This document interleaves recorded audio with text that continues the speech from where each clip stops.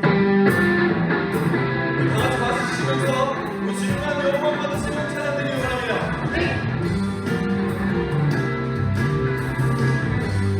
찬양하세, 찬양하세, 찬양하세. 함께 소리 높여 찬양 드리세. 찬양하세, 찬양하세, 찬양하세. 함께 소리 높여 찬양 드리세. 찬양 받기에 아름다우신 주님, 언제나 나라동일하신 주, 눈을 뜨고서 주 이름 외치세.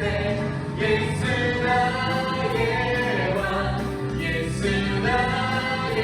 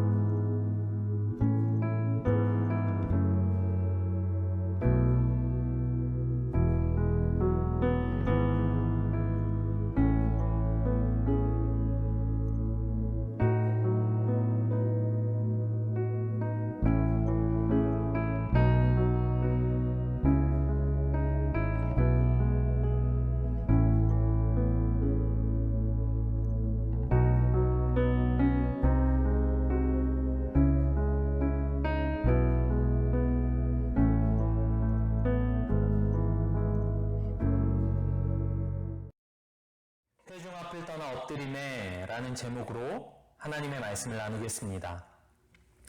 오늘 본문 말씀은 이스라엘 백성들이 애굽을 떠나온 지 40년째가 되는 해 첫째 달인 1월에 벌어진 사건에 대해서 기록하고 있습니다.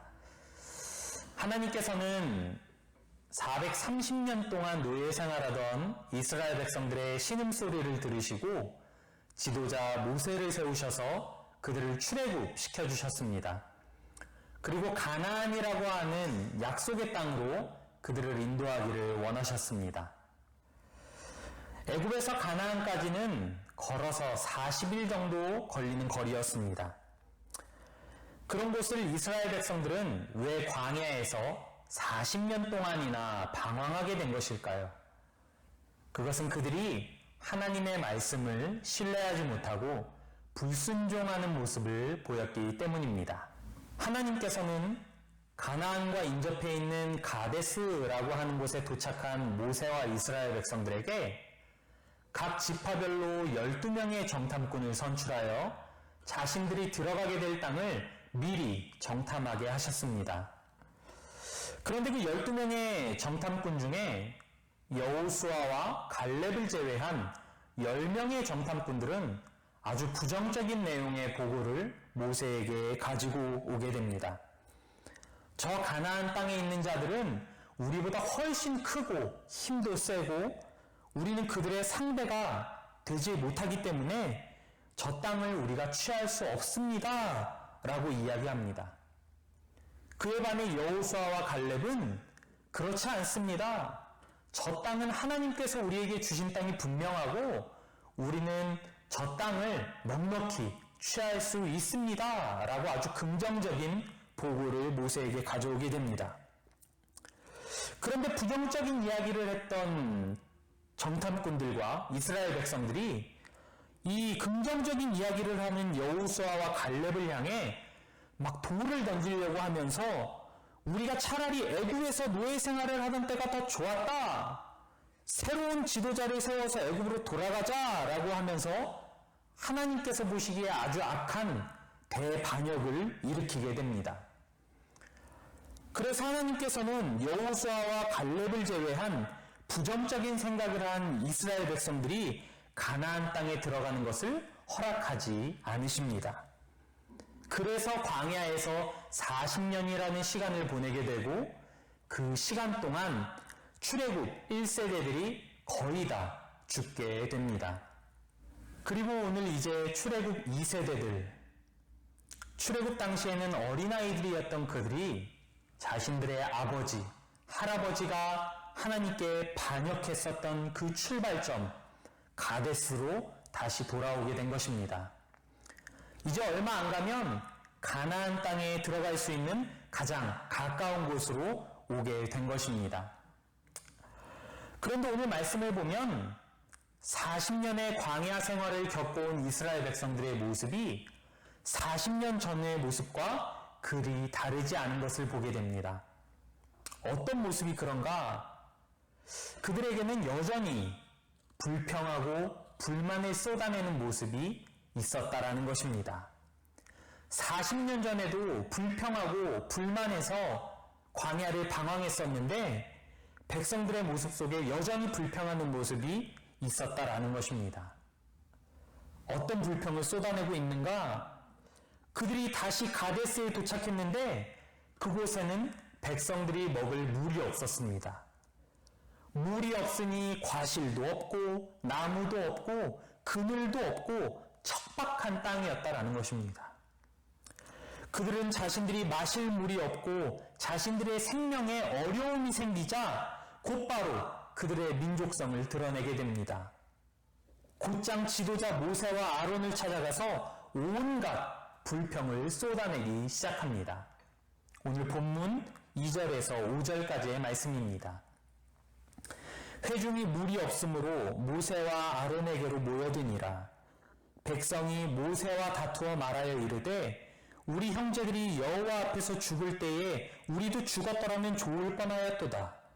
너희가 어찌하여 여호와의 회중을 이 광야로 인도하여 우리와 우리 짐승이 다 여기서 죽게 하느냐. 너희가 어찌하여 우리를 애굽에서 나오게 하여 이 나쁜 곳으로 인도하였느냐? 이곳에는 파종할 곳이 없고 무화과도 없고 포도도 없고 석류도 없고 마실 물도 없도다. 광야에서 물이란 곧 생명을 의미합니다. 가장 필요한 것이었습니다.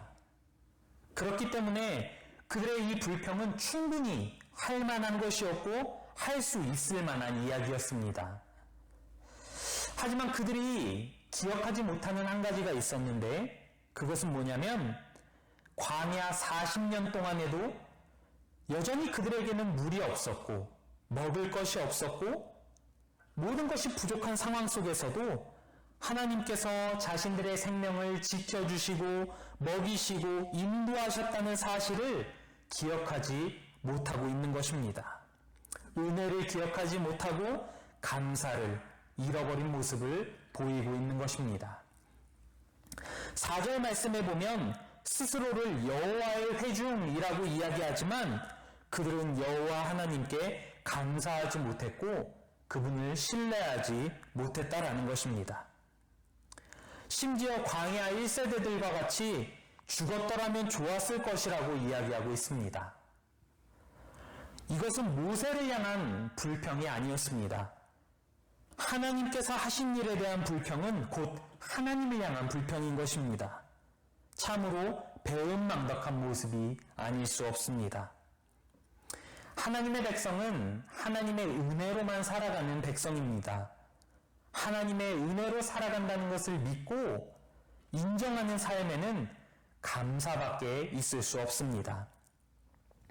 그런데 지금 이스라엘 백성들은 감사하지 못하고 당장 지금 잠깐의 상황만 보고 이것도 없고 저것도 없고 무엇도 부족하고 지금 불평만 쏟아내고 있는 것입니다.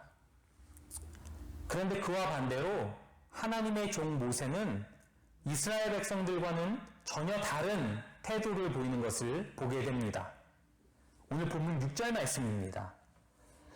모세와 아론이 회중 앞을 떠나 회막문에 이르러 엎드리매 여호와의 영광이 그들에게 나타나며.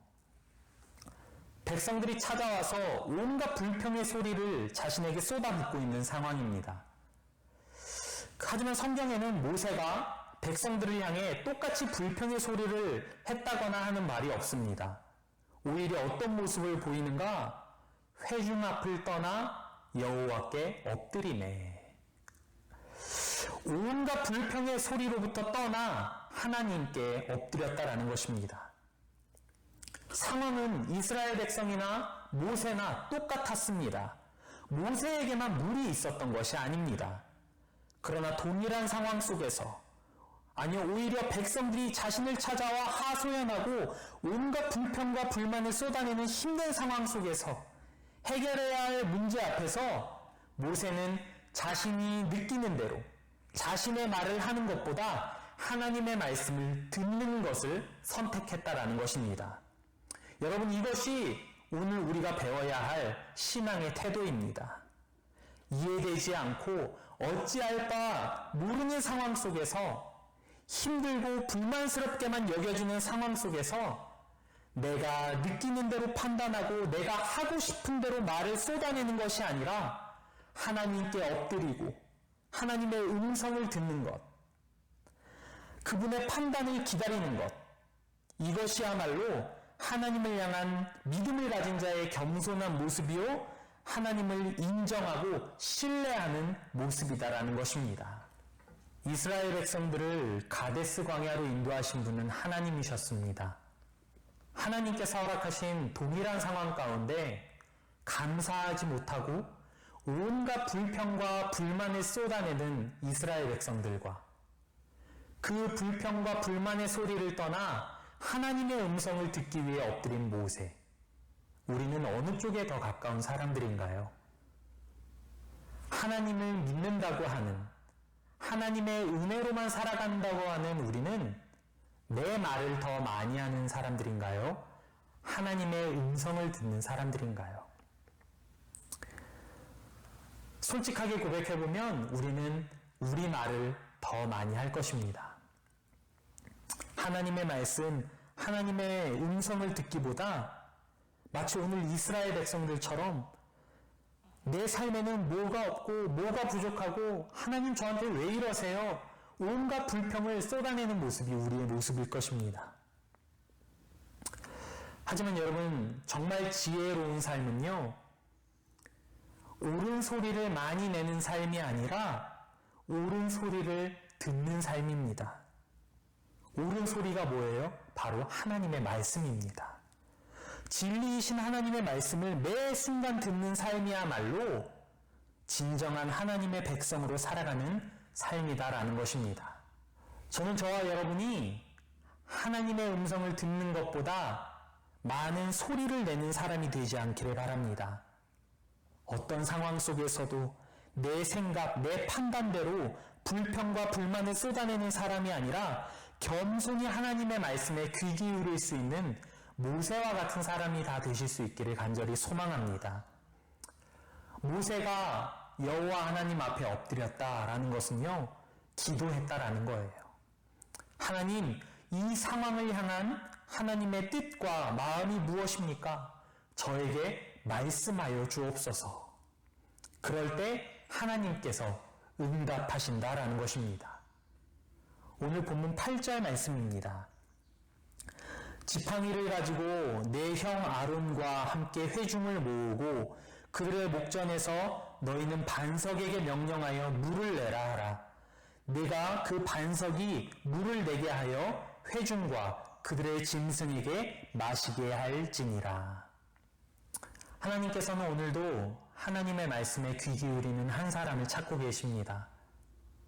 하나님의 말씀에 귀 기울이는 자들을 통하여 하나님의 뜻을 이루어가길 원하고 계십니다. 특별히 코로나로 인해 일상이 제한되고 또 마음대로 생활하지 못하는 요즘입니다. 사람들의 입에서는 불평이 넘쳐나고 수많은 매체들은 우리들을 혼란스럽게 만들고 있습니다. 이럴 때 우리가 기억해야 할 것이 있습니다. 바로 지금도 우리 삶을 인도하고 계시는 하나님을 기억해야 합니다. 코로나 이전에도 우리를 인도하셨고 코로나 시기인 지금도 우리를 인도하시는 그 하나님을 믿는 믿음으로 오늘 모세와 같은 태도를 우리가 가질 수 있기를 원합니다. 회중 앞을 떠나 여호와께 엎드리매. 이런 겸손한 태도로 날마다 하나님의 말씀에 귀 기울이는 저와 여러분이 되실 수 있기를 간절히 소망합니다. 그리고 그렇게 하나님의 말씀에 귀 기울이고 말씀에 순종함으로 여러분의 삶을 통해 하나님의 뜻이 이루어지고 성취되어질 수 있기를 예수님의 이름으로 간절히 소망합니다. 기도하겠습니다. 하나님, 일상이 무너지고 자유가 제한된 힘겨운 시대를 살아가고 있습니다. 하지만 하나님께서는 우리의 상황을 뛰어넘어 우리를 이끄시고 인도하시는 분인 줄로 믿습니다. 세상의 불평과 불만의 소리로부터 자신을 지키고 하나님 앞에 엎드려 하나님의 음성에 귀 기울이며 살아가는 겸손한 저희가 되게 하여 주시옵소서. 다음 한 주도 하나님 앞에 감사의 제목들이 더욱 많아지는 복된 한 주가 되게 하여 주시옵소서. 예수님의 이름으로 기도드렸습니다. 아멘. 주기도문 하시겠습니다. 하늘에 계신 우리 아버지여, 이름이 거룩히 여김을 받으시오며 나라가 임하시오며 뜻이 하늘에서 이루어진 것 같이 땅에서도 이루어지이다. 오늘 우리에게 일용할 양식을 주시옵고 우리가 우리에게 죄 지은 자를 사하여 준 것 같이 우리 죄를 사하여 주시옵고 우리를 시험에 들게 하지 마시옵고 다만 악에서 구하시옵소서. 나라와 권세와 영광이 아버지께 영원히 있사옵나이다. 아멘.